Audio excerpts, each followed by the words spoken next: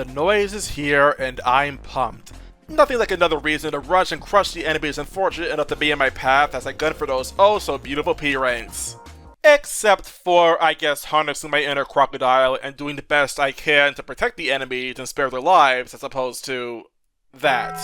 This actually isn't my first time doing this challenge, but the noise does have several differences between him and Peppino, so I'm sure people are plenty looking forward to seeing what old Theoder's capable of.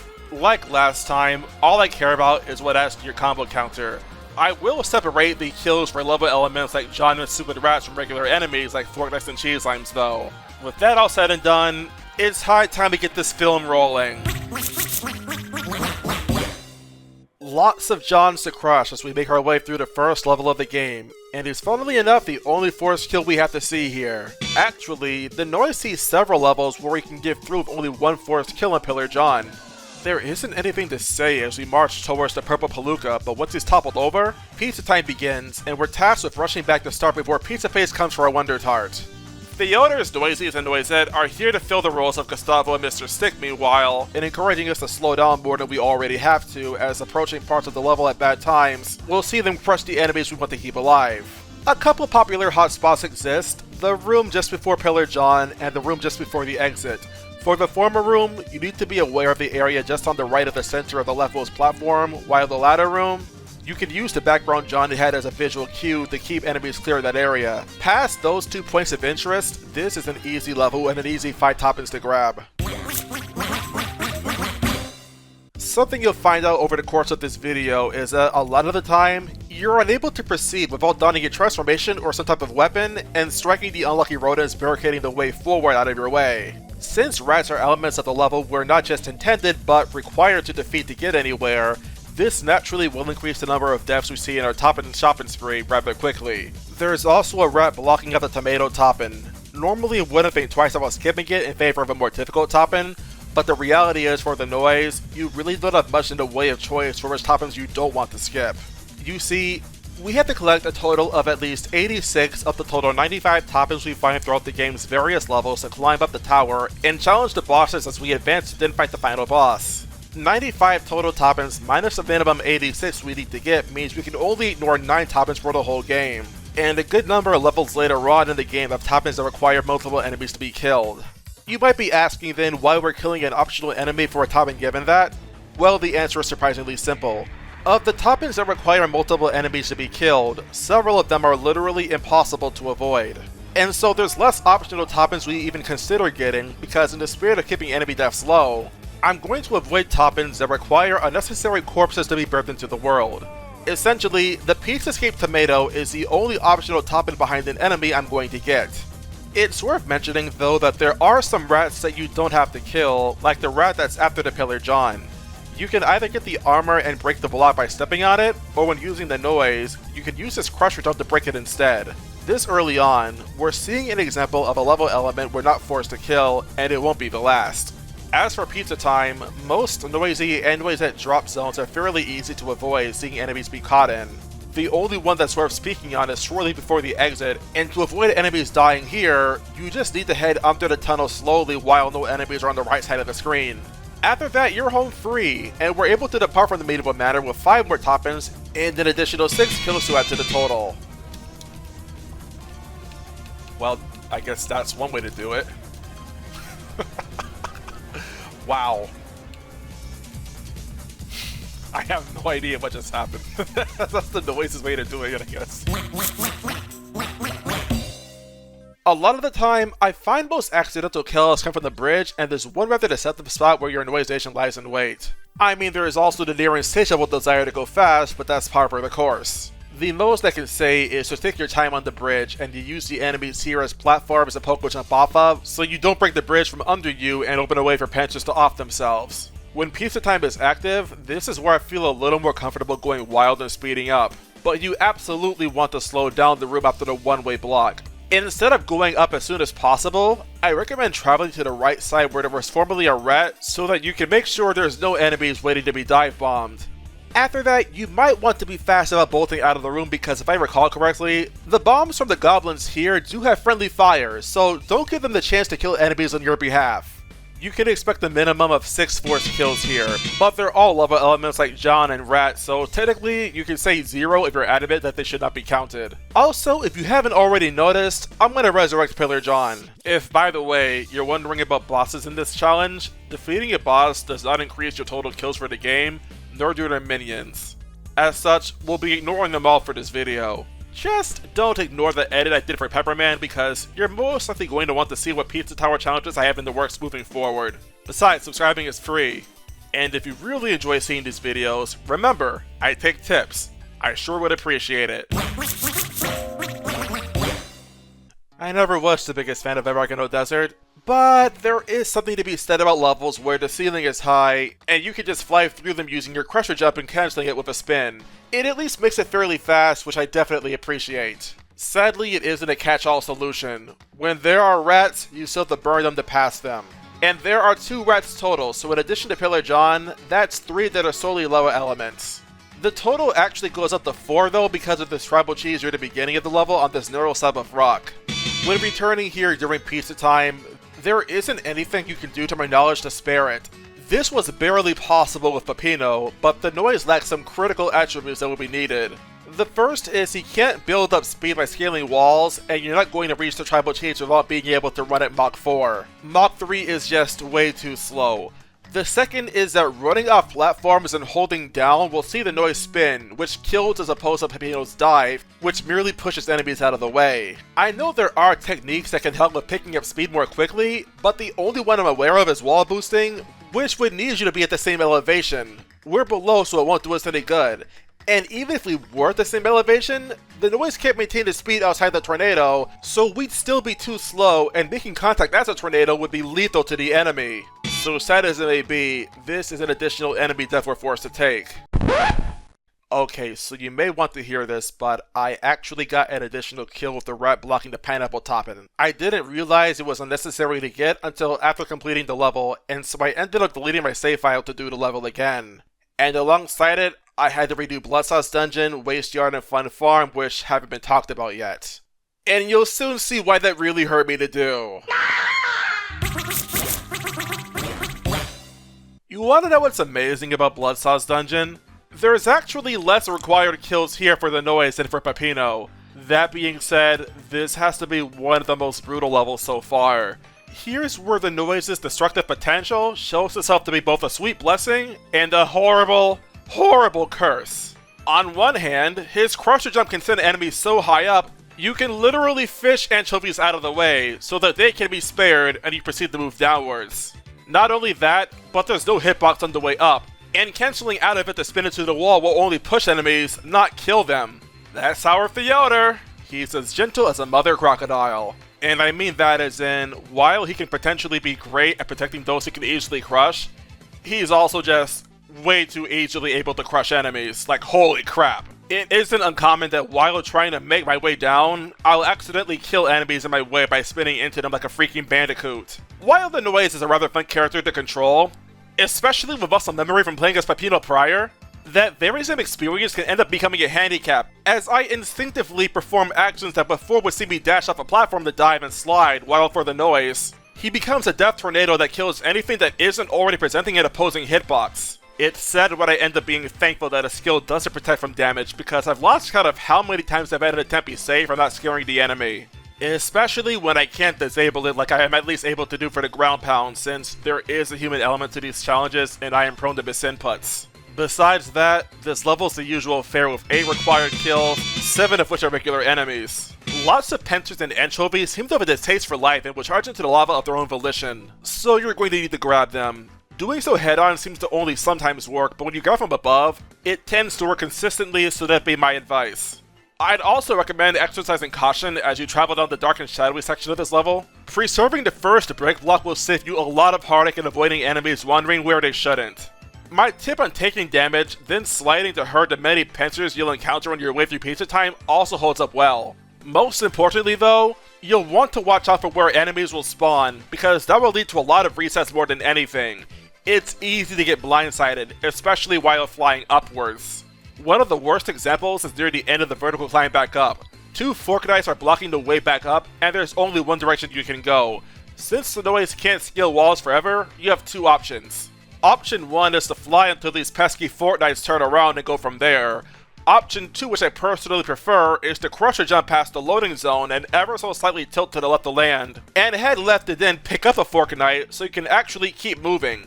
Be mindful as well of the anchovy that flies into you from the left. Let it fall to the bottom and your run is done. There's probably more tips to be given here, but keep in mind, this took me over 2 hours to do. I know I'm the worst Pizza Tower player of all time, but this is ridiculous.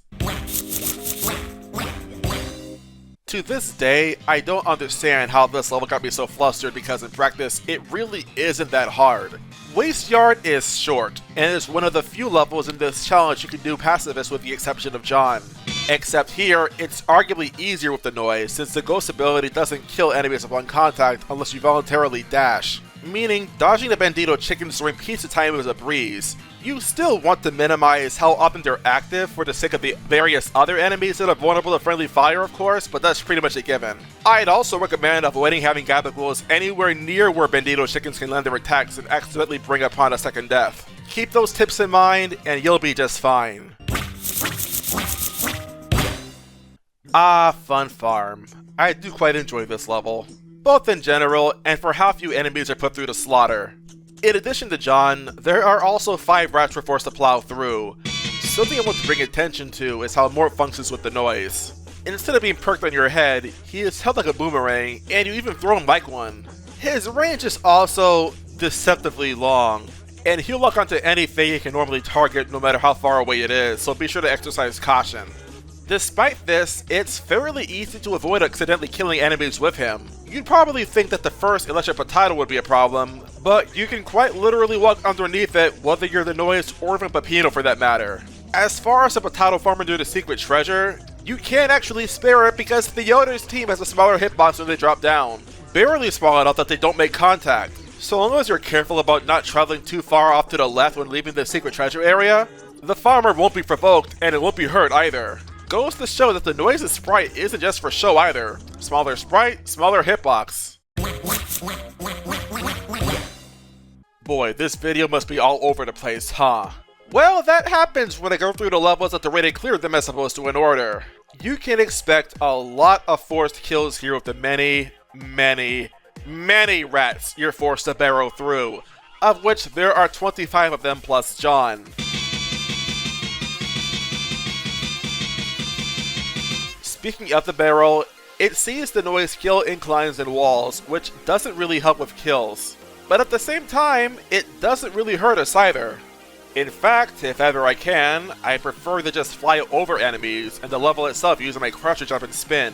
It ends up being a vital tool actually in the area where the rushing water forces you to kill 3 pinnacles stacked on top of each other. This is a roundabout way of me trying to say that you actually can spare these 3 enemies by flying over to them instead of just crashing through the trio. The best part? I found this completely by accident. That much is unavoidable, unfortunately. Well, that one can be saved, but this one also, let's see. So, now, how do I do this? Then, right, so this one, I don't know if we actually can spare this pinnacle because, well...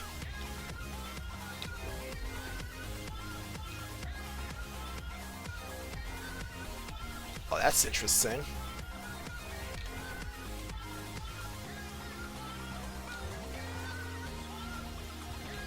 Wait a minute.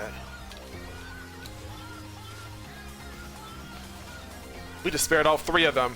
And here I thought the only kills Theodore would be able to save were the last pinnacle and the first one by fishing it out. Pizza time is pretty standard too. The cannonballs can be annoying when the pinnacles are walking back and forth, but I've since learned how to trivialize this section using the crates. Now if only I could make it a habit to remember Jerome. So this is probably the kindest level in the entire run. Kind to the noise, not so much the total number of victims here. With the Yoder, we actually have less enemies to contend with as the noise goblins here don't attack the noise when he draws near. Not unless you taunt, but why would I do that? I'm not gunning for achievements after all. The rest of the enemies still are as aggressive as ever, but it really does not diminish from how easy this level is. Unlike with Pepino, where we're forced to switch to Gustavo and Brick for most of the level, we keep playing as the Noise. This is actually really nice because unlike the duo, the Noise can't jump on enemies and not kill them. It helps a lot with the pincer en route to the sausage toppin'. Though, speaking of the toppins here, this is where this run takes a bit of a turn for the worse. You see, unlike with Gustavo and Brick, we're not delivering pizzas to huts here. No, the Noise does not care about that. Instead, you'll attack the pizzas and destroy the huts. And get this, it adds to your combo counter. Actually, it adds 2 to your combo counter. Why 2? I really don't know. But because of the forced kills here, we're actually given an incentive to skip the toppins here in favor of toppins in other levels, because most toppins in Gnome Forest are impossible to avoid. The only exceptions are the tomato and the pineapple. There is also this one area where Noisette will drop down, but avoiding deaths here just comes down to keeping your friends close and your enemies closer. This saddles us with 7 forced additional kills, yet only 3 toppins. And since the Pizza Huts are elements exclusive to this level, they won't be counted towards the fairer total. A number of us can probably agree to finding golf to be on the annoying side of levels when you're trying to minimize the enemy deaths. Like with Bloodsauce Dungeon, we find ourselves hurting P-Surge so that the grease ball we hit doesn't give us a reason to shout 4. Holes aside, it's a straight shot to John, where we set up a technique called Golf Skip to get the burger to sink the grease ball, where we then leave after John is knocked away, but before the grease ball reaches the goal. This allows us to increase our combo counter by only +1 instead of by +2, and we're able to begin pizza time where it's just a few more rats read the ball over after moving burgers out of the way. There's no instances where Noisies or Noisette will spawn, so it's all very smooth sailing from here. We have 7 forced kills between John and 3 rats / grease balls apiece. Though without the secret treasure, it's really only 2 rats. Well, this is embarrassing. I know Fast Food Saloon is hard, but seeing it this late is honestly ridiculous. Though when chicken banditos are everywhere, especially during pizza time, and they're one of the few enemies with friendly fire, maybe not so much? Well, I'll definitely be one to say they cause a fair amount of heartache for me. Whether it's in the first room where you're racing them to bulk before they kill a stray ranch shooter, hurting the chicks as you're galloping on your sausage, or navigating around their sleeping bodies in an effort to retrieve the treasure, they're a real hassle and a hat to keep under control. However, I do know a thing or two about how to play around them effectively thanks to still being able to push them with the Noisette slide, and his Crusher Jump actually ends up being pretty effective in navigating around them, especially when there are lots of rats in the area. The real hurdle here more so comes from Noisies and Noisettes stepping in at bad times, which really force you to slow down. Though the usual sour spots when going through here with Pepino still apply for the most part. Getting the sausage toppin here, however, is an exception. When it comes to racing the horsies here for the toppins they wager, you're not actually under a time limit. Even if you lose the race, the Noise will just knock the horsies out of the way and unlock the toppin regardless. So you're never locked out of a toppin, and as a result, you're fairly free to take your time before pizza time starts. This is especially helpful because if you struggle to get the sausage quickly with the Noise, which you do by Crusher jumping up to the exit and cancelling the spin into the hole, you can still get the sausage, meaning your attempt isn't forfeit. Something similar happens with golf, where you will always Primo Berg as the par's value is always increased to match your stroke count if you can't hit the default, but it isn't really relevant for this challenge. Let's add 6 kills to the counter for John and the 5 rats in our way. Though if you don't want to count the secret treasure, it's technically only 4. There's 4 forced kills here, but I'm adding 5 to the total because of Jerome being acquired. Worth mentioning that only 3 of those kills are level elements like Rice and John though. Odds are, attempts here will die because of how difficult it is to gain height with the Yoder without an active hitbox killing the poor olives that obstruct this path. This is especially true during pizza time, where we have to either Crusher Jump past them, or make like Jason Voorhees and drag them under. I also had issues with the area where there's a rocket leading to a secret behind an asteroid, as your friends will jump down here to attempt Gudicide on the spit cheese here. Pushing it to the right and against the wall was a pretty good way to avoid its demise, and you'll likewise want to shove the floating olive to the left as you veer right so that neither bites to dust. Otherwise, this level isn't terribly difficult, though verticality hurts the Noise a lot here. It's at least funny to get the cheese toppin in an entirely unintended way by just going up the chute that you're sent down when trying to get it. Okay, so for those who saw my original minimum kills video for this game, you should know that the count is inaccurate. It turns out you can spare the second handcuff en route to the pineapple top by jumping over his range and kicking Brick away. A few comments told me about this after the video was uploaded, and I want to thank those who left one for bringing this to my attention. That being said, the Noise doesn't really have to worry about that, as the equivalent of Brick for him is just a crusher jump, which can't be stolen at all. And that fact makes doing this level with minimum kills pretty dang simple. You still have to avoid making contact with the handcuffs, of course, because making contact with them will have the Noise swing them around before they snap off in whatever direction the game wills. But that's hardly anything we didn't expect.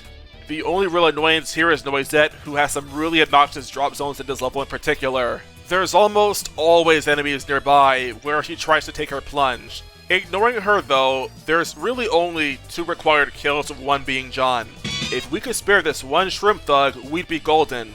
Alas, it's not the case here. I remember being so confused seeing the bucket here when I first played Peppy Block Factory. Doesn't really do much for us in this challenge though. This being another fairly vertical level at least during the start makes it really obnoxious trying to climb when there are so many goblins chucking bombs. I just recommend trying to fly through it with your crusher jump before any sausages here get blown up like they're in a microwave. Aside from the beginning though, you really just have to be a little patient. There is a sadly high number of forced deaths with 17 rats plus John, but at least this place looks a little cleaner. Okay, so what is it that the Noise drinks at the beginning of the level? I think it's hot chocolate, others think it's gasoline. Let me know in the comments, this is driving me freaking crazy. No matter what, I think we can all at least agree that it isn't milk. Though what's here, we're introduced to a pretty big difference between the Noise and Peppino, which is that the Noise can use the Safe and Choice pizza power-up at the very start of the level, and is as a result able to ignore the pizza slice entirely for the whole stage. This is a very welcome change, as it means we don't have to be as careful around enemies fearing their deaths just from getting near them, whether or not we're spinning. This is especially true for the Noise, as if he did get the pizza, trying to fly with it shoots out homing fireballs that instantly kill any enemies on screen, let alone nearby. Anyways, there are 8 forced deaths here, which is actually an improvement as we're now able to spare this one pizzicle on the way back through pizza time. The Noise is also gifted in being able to fly through some key parts of the stage and entirely avoid enemies otherwise in his path while climbing up. The thing is, he also has to be more careful around enemies earlier on, because if we say try to get more height off a footstool jump so we wouldn't spin into an enemy above us, we have to set that up upon leaving the ground, as opposed to making our mark at an enemy first. In all honesty, it's a minor setback at worst, and at best, it's 8 additional forced kills, with 7 of them being snowmen. Not too shabby in all honesty. I find it so funny how Don't Make a Sound went from Five Nights at Freddy's to Weenie Hut Jr.'s practically overnight. Just like last time, this level has only 1 forced kill. However, there's a certain change here that makes the level drastically easier than before. The top-end monsters no longer count towards your combo counter when defeated. Yep, no more trying to jump around them and luring piranha as a way to get the jump over enemies here. Now we can quite literally just wait for monsters to come to us and blow them away before strolling to the next room. It's kinda funny actually how much less obnoxious the level is to do now. You don't even lose points if you get jump scared. Besides them, there aren't any enemies that pose an immediate threat to you. The patrollers just wick up the top-end monsters, which in effect does nothing, and the clown males can be disruptive, sure, but they're harmless on their own, and you still have plenty of time to reach the start once pizza time starts. An easy level all around. Unironically, this may be the most tense level to complete in this challenge, and for an honestly really stupid reason. On my successful attempt, I actually forgot to get Jerome when I was grabbing the secret, and I had to haul butt over to get Jerome, get the treasure, and bail before becoming bold. I've had a bad habit of forgetting Jerome every now and again, but it's funny how I was able to actually recover because of how close in proximity Jerome actually is to the treasure here. Besides that, the abundance of ghosts here means that there's a lot of kills you can avoid purely by not letting the exorcist touch you. No, the real annoyance in this level is just about everything else. Especially the freaking bats. As if forcing you to kill other enemies wasn't bad enough, bats can actually force their own deaths by kicking you into themselves. Why? Kicked me into the exorcist, get knocked... What even do you say to that? Why do I have like the weirdest ways of losing attempts in this game? Yeah, I don't get it either. P-Surge and Gabagools I found are in some pretty annoying locations. One Gabagool in particular makes a usually faster route during the escape unviable, as the noise will perform his death tornado spin when sliding off a cliff. I kinda just took this for granted with Peppino because he looks ready to belly flop, but the noise really is just set on bringing destruction to anything in its way. All that to still end the level with 6 kills, with 5 of them being rats. Those rare annoyances though are still preferable to times where I see enemies just inexplicably die. What died? What died? Nothing even hit me and threw me. I have absolutely no idea how, since it's like Benito chickens are in this level, and the P-Surges don't have any friendly fire properties. And even if they did, they wouldn't attack unless I was there to provoke them. This game is weird. So, since doing my last video on this challenge, I've been made aware that additional rats were added to Oshoot's Pizza Time section. Great for P ranks, not so much for the number of forced kills here. And some comments even remarked that the number of kills here by default would add 2 because of these rats.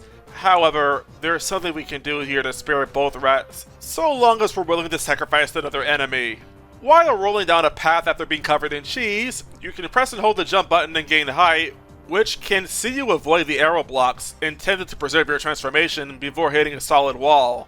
This doesn't help us when we make contact with enemies while on the ground, but if we're airborne, we can use one of the monkeys here to jump over the rat and hit the wall behind it, jump down, and crawl to the next room from there.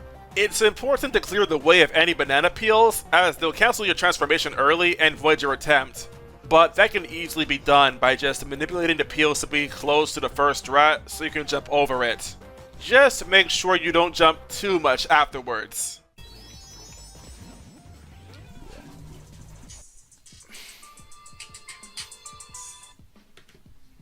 I got a freaking spam phone call and it distracted me from staying on track. I lost a sausage now. Are you freaking kidding me? Speaking of jumping, it's quite a bit easier to maneuver as a cheese-coated rat with a noise, as he jumps much further away from the wall, and can even climb them in a similar vein to Peppino, making sections like here where there's like 5 forced steps much easier to handle.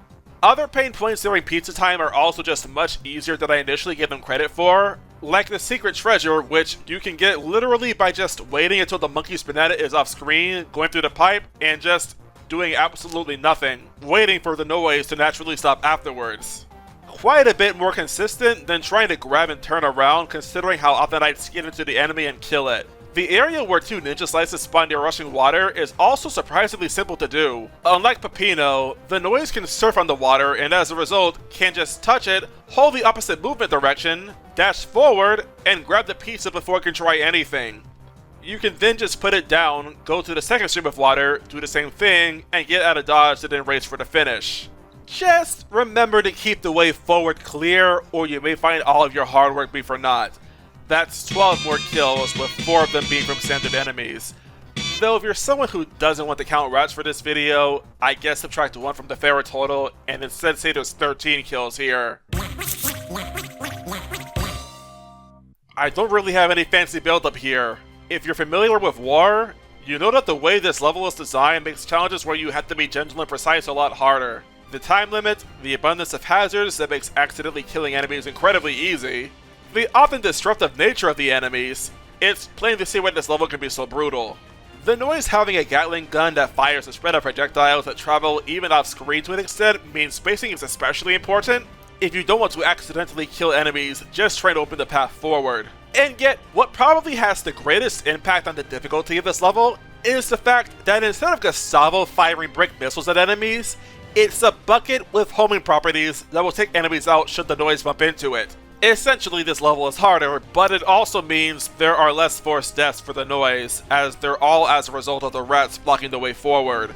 That's an additional 6 total. I want to give special mention to the first time the bucket appears actually, where a setup I found myself fond of was walking up to the bucket, turning around, and letting the pizza soldier shoot me over it to avoid killing it. There's probably another method that would work while also sparing the noise from any extra pain, but heck if I know it.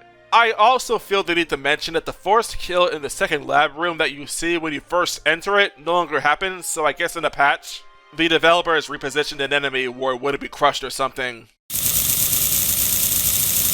Well, not much left to go on this wild ride.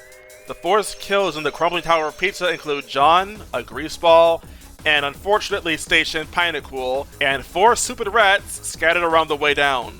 I will say that it took some time to adjust to the beginning, what with all the enemies at the start that attempted to just crash into, but the pain points are all the same as always. Avoid running up ramps so that the Kentucky bombers don't get blown out of the sky, be careful when traveling down, and sliding is your friend, provided you're not sliding off a cliff. A few areas, of course, need to be dealt with differently, like bumping into a wall with a rocket instead of just immediately turning around, so as to avoid hitting an extra rat and the obvious times where you need to slow down since you're often a living, breathing biohazard, but it's an otherwise relatively tame time. Especially once you're past the last couple of enemies and can just zoom to the exit with the challenge as a whole behind you. Always found it funny though how the bosses, Snotty, Mort, and Jerome just kinda get punted out of your way in favor of Noisette, your noisy and the freaking bucket. And that's all 20 levels with the minimum enemy kills harvested. So what's our final count for this challenge? Well, according to the game, it's 145. Wait, 145? Okay, so that's what the game says, but that doesn't match the number of kills I counted on my score sheet. I got 143. Oh wait.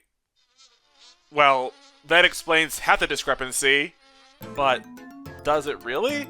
Did I end up actually miscounting, or did I get an additional kill somewhere when I shouldn't have? Well, when I first did this challenge, I said I only counted enemies that counted towards my combo meter, and I definitely didn't count more than that, so what happened? Well, get this. It turns out the kills counted for the Pizza Hut and Gnome Forest don't actually add to your total kills by the end of the game. So, technically, that's a 4th level we did complete Pacifist. However, knowing what we do now, we actually could have spared the rat blocking the tomato in Pizzascape and saved the kill by the end of the game. Right? Well, that wouldn't actually explain anything. Remember, we ended the game with more kills than we should have had, not less. So what gives? Well, get this. You know those top-end monsters and don't make a sound? It turns out that despite not counting towards increasing your combo counter, they still actually are counted as killed enemies by the game's final count. And I killed all 9 of them there, so, if we were to play this optimally with the knowledge we have now, the final number of forced kills would actually be not 145, but 135. A whole 10 less than what the final count is displaying. But, hey, at least we know now. If you, by the way, were wondering how many of the killed enemies were rats or John, 89 of the 145 enemies killed were rats, 19 were Pillar Johns, and 4 were greaseballs. There's also, of course, the Pizza Huts in Gnome Forest, so there's really only about 37 regular enemies we're forced to kill. Though if you want to consider the additional Pizza Time rats and Oh Shoot dead instead, it'd actually be 38 regular enemies, and a total of 91 rats that perished. All in all, I'd actually say this challenge was probably slightly easier with the noise than with Peppino. Which makes me think that the next challenge I do should probably be something a little harder. Originally I was going to do a D-Ranks only challenge with the noise, but I have something else in mind. And if you want to find out what it actually is, I recommend you subscribe to the channel down below. Because whenever I'm recording a challenge for this game, I like to live stream on YouTube, and who knows, you may get a real kick out of seeing me fail when I play this game. Because trust me, I fail a lot. But I do it all for you, so thank you for watching. A special thank you must go to my channel members as well, and the Switchy, Nintendo 60Jorts, SiniStarMan, and Splash A. Thanks a bundle to you all, it really means a lot, and I sincerely look forward to justifying your pledges to this channel with more quality content. And to anyone else still watching, watch another of my videos. It's the next best way to support my channel. And with that, I'll see you later.